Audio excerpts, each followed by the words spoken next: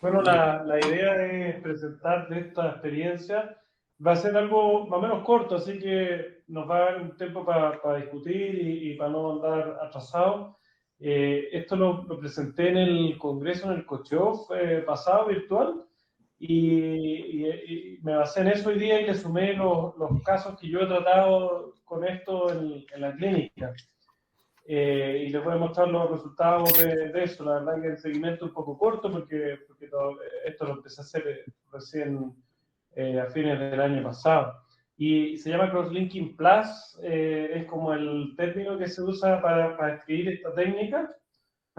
Así que vamos a partir. Bueno, todos sabemos, ¿cierto? El crosslinking, ahí en ese video vemos cómo lo hacíamos en Murphy, que es con la lámpara, ¿cierto? Que nos va a llegar pronto a la clínica, que el protocolo acelerado que transforma todo el proceso de crosslinking en 18 minutos de tratamiento versus la hora que es el protocolo estándar. Fue desarrollado a comienzos de los años 2000 por Bollensack y Seiler. Theo Seiler, ¿cierto? Tiene un 90% de efectividad en detener la progresión y eso está estudiado y documentado cómo disminuyeron las técnicas de trasplante de córnea gracias al desarrollo de esta técnica quirúrgica, ¿cierto? Lo que sí sabemos también es que no corrige las irregularidades corneales ni tampoco entrega siempre una mejoría de la agudeza visual. Hay veces que sí, pero no es una cosa como muy predecible y en general a los pacientes podemos incluso esperar que la visión empeore a veces después. Hay cambios refractivos que no podemos predecir y la idea del tratamiento original siempre fue en el fondo darle una estabilidad a la fibra de colágeno de la córnea para evitar la progresión de la enfermedad y no hablar en fondo de una terapia refractiva. Entonces, es así como empezó después a desarrollarse esta idea de crosslinking, pero algo más, ¿cierto? Y por eso el plus, y se empezó a trabajar con crosslinking, con la inserción de anillos intracorneales que también aplanan un poco de manera también un poco incierta y en teoría mejoran la agudeza visual o por lo menos la tolerancia a los lentes de contacto, que creo yo es como su principal indicación más que algo visual. Después también salió el crosslinking asociado a PRK y a trans-PRK, que es lo que voy a mencionar un poco hoy en día, ¿cierto? Y también con el uso de lentes fáquicos, que eso también ha mostrado un muy buen resultado en los pacientes con queratocono. Entonces, para hablar un poco ahora del crosslinking asociado a PRK, varias dudas empezaron a hacerse al respecto. Por ejemplo, primero, ¿qué se hacía? Si se hacía el crosslinking y luego el PRK o partíamos al revés. Primero hacíamos el PRK y después el crosslinking. Algunos autores empezaron a publicar primero la experiencia de hacer crosslinking y luego meses después el PRK, cuando la córnea estuviese como un poco más estable en su aplanamiento que produce el crosslinking, lo cual suena muy lógico, pero después también se abandonó esta idea. ¿Por qué? Porque se piensa que si uno hace primero el PRK o después, en el fondo, al hacerlo después, se puede remover este tejido que fue cross-linkeado, ¿cierto?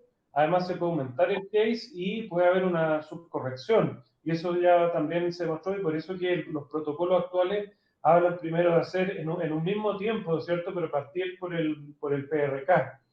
Eh, bueno, sobre hacer PRK o trans-PRK más crosslinking, tenemos dos maneras, ¿cierto? Una es la ya por topografía, ¿cierto?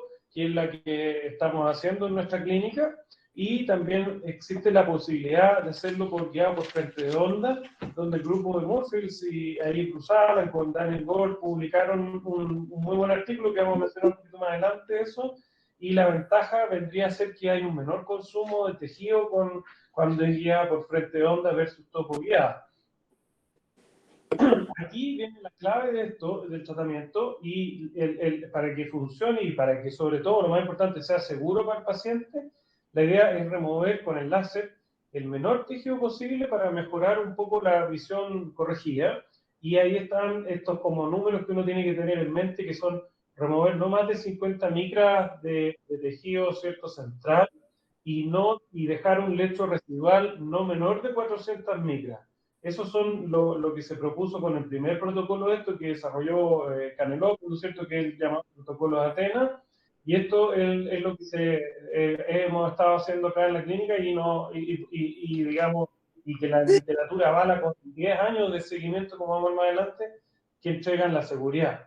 Entonces, el target acá en nuestra planificación, digamos, del láser, del PRK, no es la refracción del paciente, sino que es tratar las aberraciones de alto orden que está produciendo este astigmatismo irregular que tiene el paciente, ¿cierto? Producto del queratocono.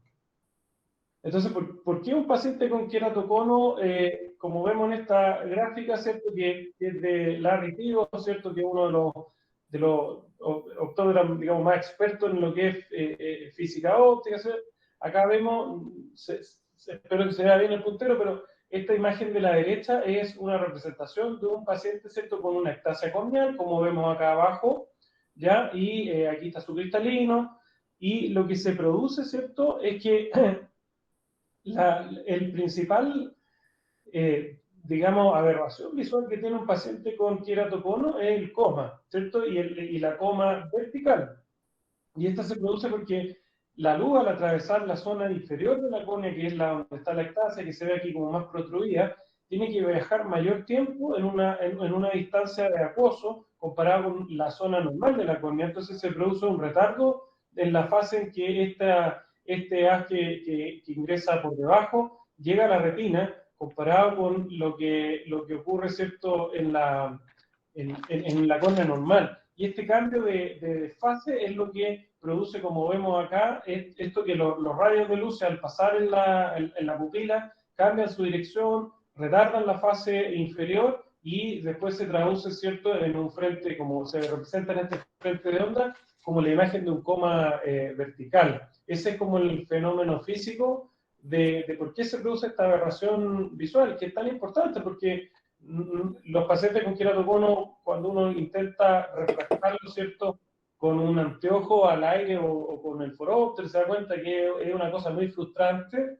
sobre todo es un mensaje para nuestros becados, y la verdad que es por la sencilla respuesta de que una aberración de alto orden, como el coma vertical, ¿cierto?, que sabemos que es de tercer orden, no lo podemos corregir jamás con un anteojo al aire, ¿cierto? Necesitamos de lentes de contacto o de cirugía para poder corregir este tipo de aberraciones. Entonces, este tratamiento que estamos mencionando el día de hoy está pensado para pacientes con aberraciones de este tipo y que, por supuesto, ya no podemos entregarle una buena visión solo con anteojos, o no toleran lentes de contacto, o no quieren usar lentes de contacto. Entonces, volviendo ahora un poco a la técnica, aquí tenemos, ¿cierto?, en este mapa de la izquierda, la representación topográfica de lo que vemos a la derecha de la córnea. Como presentó, ¿cierto?, Andrés Contreras la semana pasada, el epitelio de la córnea cada vez lo vamos conociendo más y nos damos cuenta de las importancias que tiene, tanto refractiva como anatómicamente en la córnea, y tiene esta capacidad de enmascarar muy bien las irregularidades estromales. Entonces, por ejemplo, en el mapa C, si nosotros desepitelizáramos, ¿cierto?, esta córnea con alcohol, veríamos todas las irregularidades corneales que quedan expuestas y que son muy diferentes a las que se ven en la topografía. ¿De acuerdo? ¿Por qué? Porque fueron enmascaradas por este epitelio. Entonces, esa es la gracia de hacer el tratamiento con Trans-PRK, porque el láser va a actuar directamente sobre lo que en el fondo está viendo en la topografía. Y como esto es un tratamiento topo guiado, la idea es que quede como en el plano B, ¿cierto?, parecido a lo que es el epitelio, pero en base a eso corregido. Y no en base a esta nueva superficie, que puede ser muy diferente a la que se ve en la topografía, que es la que quedaría expuesta en el caso de que nosotros removiéramos el epitelio con alcohol. Entonces, mostrando un poco la evidencia de este tipo de tratamiento, como les comentaba, quien partió con esto de técnica es Canelópolis, ¿cierto?, en Grecia, llamándole el protocolo de Atenas, partió documentando casos con 18 meses de seguimiento, muy pocos casos, pero de a poco se fueron sumando trabajos prospectivos, comparativos clínicos, ¿cierto? Como vemos acá, que comparaban incluso bastante interesante con un año de seguimiento y comparaban el cross-linking estándar junto con esta técnica de cross-linking asociado a PRK. Y en todos los casos, por ejemplo, ahí vemos uno que tiene casi 40 meses de seguimiento. En todos los casos se apreciaban mejoría en la huella visual corregida y estabilidad en la topografía y queratométrica, por lo tanto, no nos entregaba inseguridad absolutamente, que es una de las cosas que en el fondo como que da miedo de esto, de decir, pero ¿cómo? Si sabemos que jamás a un paciente con queratocono le podemos debilitar ni una micra de su córnea porque puede empeorar. Bueno, aquí estamos viendo que la literatura está en el fondo avalando cuando se respetan los márgenes de seguridad que dijimos de 50 micras y de 400 de estroma residual. Canelopoulos publicó hace no tanto tiempo su seguimiento a 10 años de 144 pacientes a que le ha hecho este tipo de tratamiento y mostró que efectivamente había una significativa, ¿cierto? Y estable mejoría de la agudeza visual corregida, no corregida y de la esclerotometría. Y hay más estudios como ven en todas estas tablas que están mostrando la misma evidencia de lo mismo. Ahora, del mismo estudio de Canelopoulos de los 10 años, podemos ver cómo, por ejemplo, aquí donde está resaltado, la esclerotometría al año 1 y a los 10 años, comparados con el basal, o sea, hay aplanamiento, ¿cierto?, de esta esclerotometría, y esto se mantiene estable a los 10 años, en promedio, ¿cierto? Y incluso las huesas visuales, que también, ¿cierto?, las huesas visuales corregidas, que también mejoraron, también se fueron manteniendo estables en el tiempo. Aquí del mismo autor, ¿cierto? Él reporta una estabilidad en el 94,4%, o sea, incluso lo que es un poco raro, pero pudiera ser un poquitito, yo diría, es parecida a la de ProLinking, solo que sabemos que es del 90%. Pero bueno, él la publica un 4% mayor, eso ya puede ser tema estadístico, pero por lo menos podemos decir que anda muy parecida a la estabilidad de ProLinking solo. Y la progresión la detectó en un 2,1% de los pacientes, que obviamente anda por ahí con, con lo que pudiera presentarse en pacientes que solo tuvieron crosslinking. Y una sobrecorrección de un 3,4%, lo cual es también algo no tan alto y algo bajo. Y eso está dado por el tema que les comentaba de la poca precisión que puede haber por el efecto de aplanamiento del crosslinking en sí. Entonces podemos ver que la mayoría de los pacientes ganaron al menos una línea de visión. Ahora este es el estudio que les comentaba que es un poco diferente porque Canelopoulos tiene el mismo láser que nosotros, el de algo, ¿cierto? La plataforma de topo guiada que tenemos acá en la clínica. Entonces sus resultados para nosotros son bastante buenos porque está usando el protocolo igual a como lo estamos haciendo acá. Y él reporta sus 10 años de seguimiento, entonces nos avalan, digamos, como a nuestro protocolo. Pero en Moonfields lo hacían ¿cierto? con Twin Amari, que es principalmente guiado por frente de onda, ¿cierto? Y aquí vemos cómo reportan todo, la primera, ¿cierto? Columna que está acá es cómo estaban las topografías antes del tratamiento de 4 pacientes de ellos y cómo se van aplanando y van tomando esta forma un poco más, perdón, es al revés, esta es la del medio, es la que estaba antes, y la que está hacia acá, hacia la izquierda, es cómo va quedando después del efecto del tratamiento. Vemos que no es una maravilla, o sea, no va a quedar la córnea como una córnea sana, pero va recuperando una forma un poco más de corbatín, de esta cierto astigmatismo tan asimétrico e irregular, vamos recuperando un poco de regularidad y de simetría. ¿Cierto? Conceptos que espero que mi pecado, ¿cierto? Nuestros pecados pasteles hayan ido aprendiendo lo que es un astigmatismo irregular y asimétrico, cosas que hemos ido discutiendo. Y aquí vemos, ¿cierto?, las diferencias en el fondo, y esto es el perfil de tratamiento, siempre trata de aplanar un poco en la zona más curva de la córnea. Y el mismo grupo, ¿cierto?, publicó sus resultados en lo que es seguridad en cuanto a pérdida o ganancia de mejor visión corregida, ¿cierto? a 2 años de seguimiento. En las barras amarillas tenemos cuando se comparan solamente pacientes que tuvieron crosslinking versus crosslinking con TransPRK, que viene a ser las rayas grises, ¿cierto? Vemos que, bueno, la gran mayoría de los pacientes que tuvieron crosslinking solo no tuvieron cambio en su visión. Algunos sí ganaron una línea de visión por este efecto del aplanamiento, que es poco predecible, pero ya cuando nos vamos a los pacientes que más visión ganaron, por ejemplo, más de 3 líneas o más, esos fueron los pacientes que tuvieron este tratamiento asociado con láser de corrección de las aberraciones. Lo mismo del mismo grupo, ¿cierto? Muestra la estabilidad en cuanto a las dioptrías de Kmax, K1 y K2 a 12 meses, ¿cierto? Se ve este aplanamiento que se mantiene.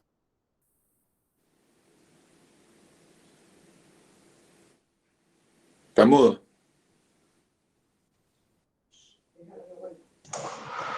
No se escucha.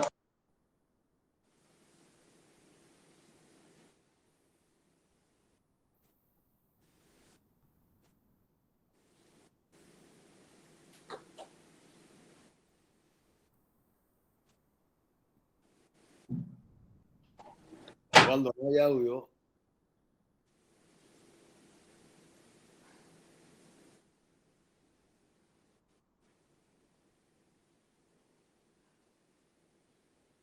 Está sin audio, Osvaldo.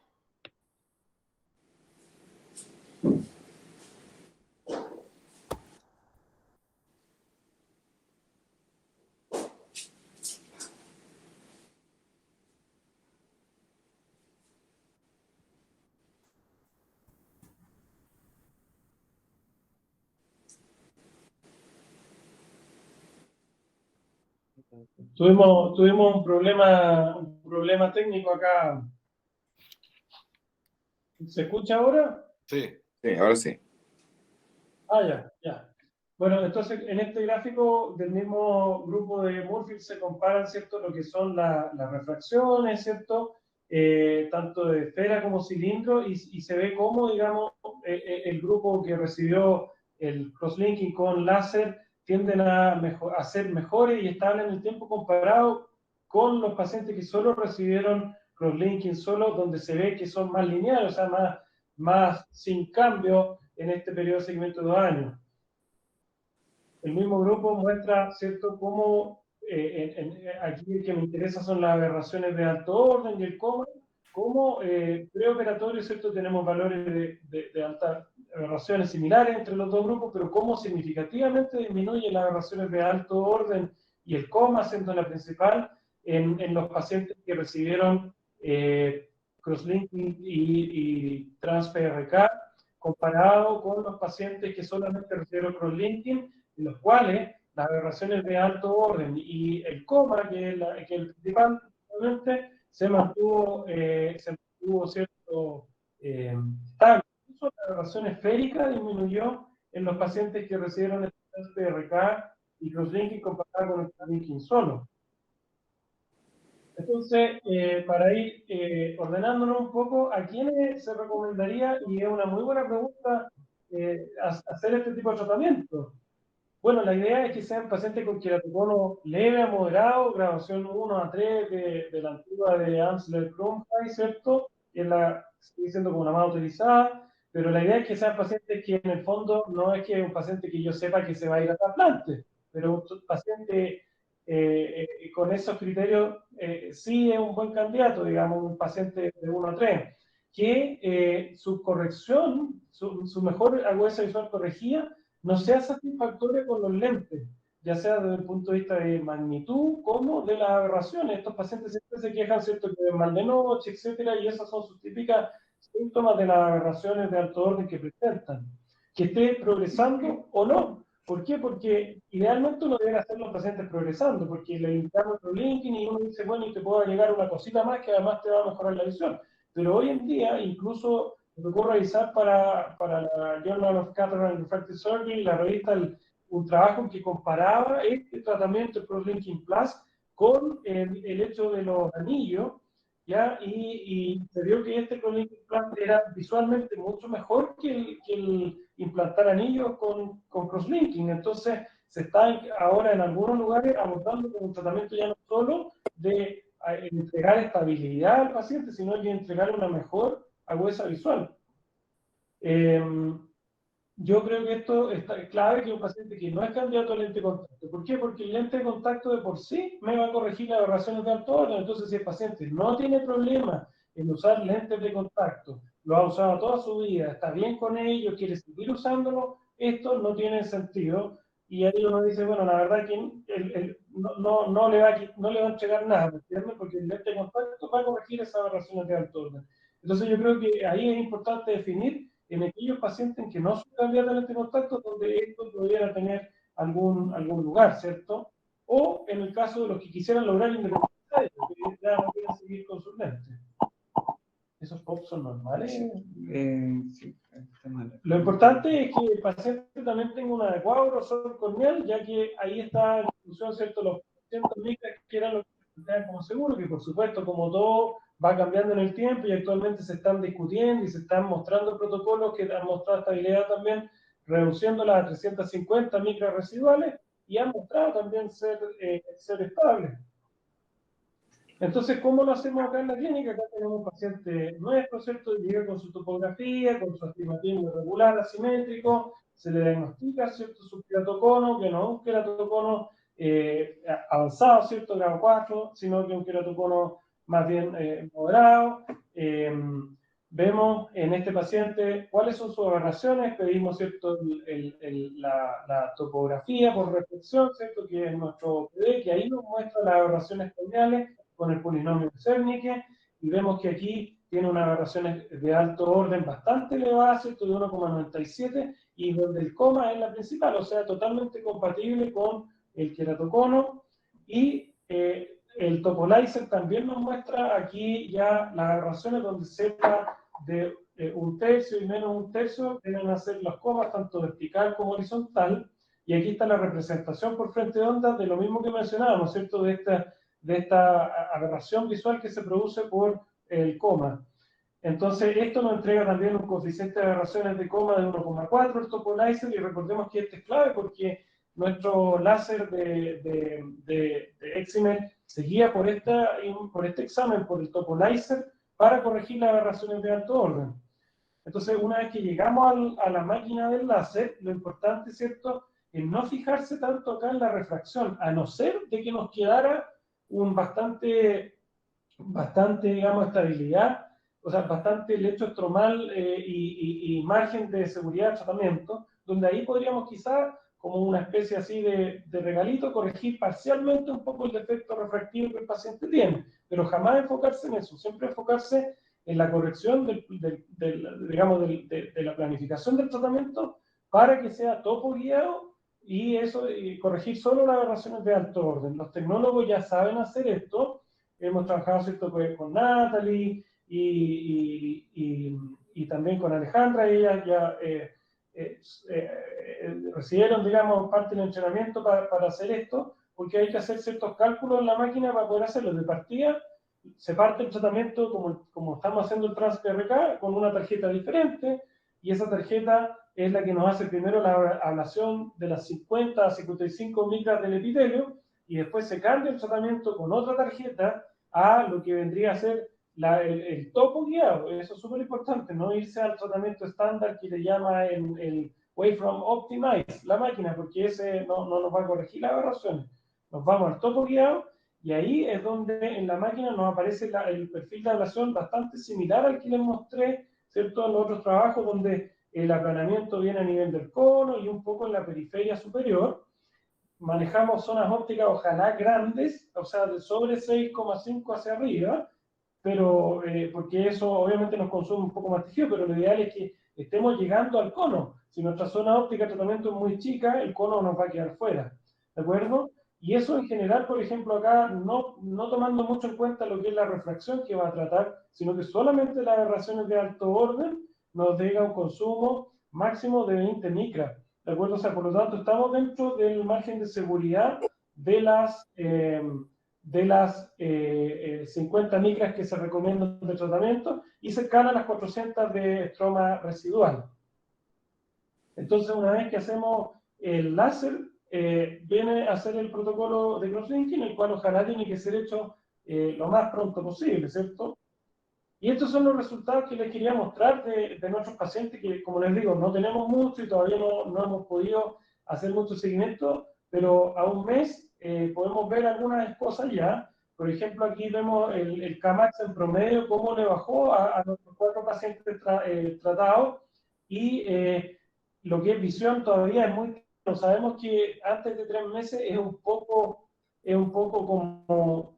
en crosslinking todo lo que es refractivo se deja de 3 meses para adelante, tanto como que es recetar lentes de contacto o no recetar lentes. Entonces, pero ya por lo menos hay una línea de mejoría de visión en promedio y una importante disminución de los valores de las aberraciones de alto orden y del coma en nuestros pacientes tratados en la clínica. Y esto, por ejemplo, aquí les voy a mostrar. Esto es un paciente nuestro que en un ojo, que este es su ojo izquierdo, se hizo pre-crosslinking, se hizo un crosslinking solo, y vemos aquí sus valores de aberraciones de alto orden, ¿cierto? Coma y alto, que son las como más importantes, y 4 meses después de solo crosslinking, seguían prácticamente iguales, ¿cierto? Porque no es el fin del crosslinking el reducir las aberraciones de alto orden, pero sí entregar la estabilidad. Bueno, el mismo paciente fue revisándole todo su ojo derecho, y aquí vemos, ¿cierto?, su progresión topográfica, finalmente sus valores de aberraciones pre-tratamiento, al mes de tratamiento y a los 3 meses. Y vemos cómo le disminuyeron, ¿cierto?, las aberraciones de alto orden, desde 1,9 a 1, y el valor de coma desde 1,6 le fue bajando a 0,8. ¿Ya? En la misma paciente. Entonces, además de darle su estabilidad de tratamiento, como se logró en el ojo izquierdo, le logramos reducir sus aberraciones de alto orden, y ella es una de las que mejoró su visión en este poco tiempo de seguimiento, que esperamos que se logre al menos al 3er mes un poco más significativo y mantenido en el tiempo. Aquí vemos otros 2 pacientes similares, vemos la imagen pretratamiento de este claro cono, ¿cierto?, con astigmatismo irregular asimétrico, y cómo después de tratamiento sigue siendo igual feo, pero por lo menos va apareciendo un poco más un corbatín como debiera ser. Fíjense en todas las aberraciones que tenía pretratamiento. Obviamente esto no es mágico, no las deja en cero, pero las va reduciendo muy significativamente. El coma pasó de 10 a 3. Otro paciente abajo también con un clásico imagen de ectasia, y cómo va recuperando una forma un poco más de corbatín después de este tratamiento, y cómo fueron reduciéndose sus aberraciones de alto orden y el coma. Y este otro paciente también, el último ya de los que he documentado acá, su imagen, ¿cierto?, de pretratamiento, tanto en Pentacam como en el OPD scan, y después del tratamiento cómo van regularizándose un poquitito estas córneas y cómo le fueron disminuyendo su aberración. El coma de 1,7 pasó a 0,1. Entonces, para ir terminando, el crosslinking junto asociado al trans-PRK es igual de seguro, y eso lo ha mostrado la evidencia incluso con seguimiento a 10 años, que el crosslinking solo. Puede hacerse guiado por frente de onda o topo guiado, que es digamos, como lo tenemos disponible nosotros, y ha mostrado que entrega una mejor agudeza visual que el hacer el crosslinking solo. Los pacientes que pueden ser candidatos a este tipo de tratamiento son obviamente los que están progresando, que tienen un queratocono leve a moderado, y ahí es un poco más discutible entregarse como una solución visual refractiva a aquellos que no son candidatos por cualquier motivo, ¿cierto?, a lentes de contacto. Y como les mencionaba, ¿cierto?, con grabación 1 a 3 de la Anders Brunhai, bueno, ahí habría que recategorizarlo, pero también pacientes LE con la nueva categorización que se está usando ahora del queratocono, que es, ¿cierto?, el ABCD de Belling. Estos son los datos importantes que hay que grabarse, de que el tratamiento no debiera consumir más de 50 micras de consumo de láser, y debiera dejar un estroma residual de al menos 350 micras. Con eso vamos a estar cumpliendo los márgenes de seguridad que se han publicado hasta ahora, y no debiéramos tener problemas. Así que eso sería. Agradezco su atención.